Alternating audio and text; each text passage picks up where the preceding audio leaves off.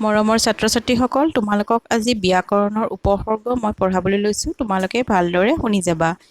উপসৰ্গ এইবাৰ class 10ৰ board এক্সামত তোমালোকৰ আহিব। উপসৰ্গ কাক বোলেনো? উপসৰ্গনো কি? উপসৰ্গ হৈছে এবিধ অব্যয়।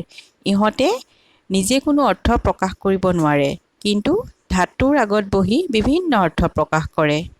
এতিয়া উপসৰ্গ কেইটা আছে, কি কি সেইবোৰ আমি জানিব লাগিব। উপসৰ্গ আমি 20টা পাইছোঁ। সংস্কৃত ভাষাত উপসৰ্গ 20টা। কি কি?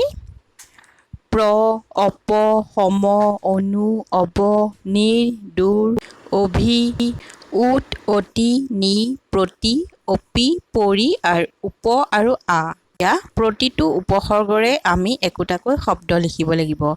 প্ৰ দি হ'ব তোমালোকৰ প্ৰণাম, প্ৰণয়, প্ৰণতি।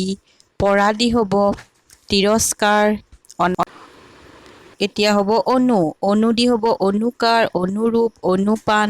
অব, অৱতৰণ, অৱচেতন। নিৰ, নিৰ্ণয়, নিৰ্গত।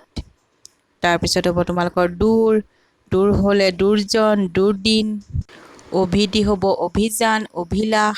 বি দি হ'ব তোমালোকৰ বিষাদ, বিয়োগ। অধি, অধিবাস, অধ্যয়ন। সু, সুশোভিত, সুবাস। উত দি হ'ব উত্থান, উজ্জ্বল। উদ দি হ'ব উত্থান, উজ্জ্বল। অতি দি হ'ব অতিকায়, অত্যন্ত, অত্যুক্তি। অতি দি হ'ব অতিকায়, অত্যাধিক, অত্যন্ত।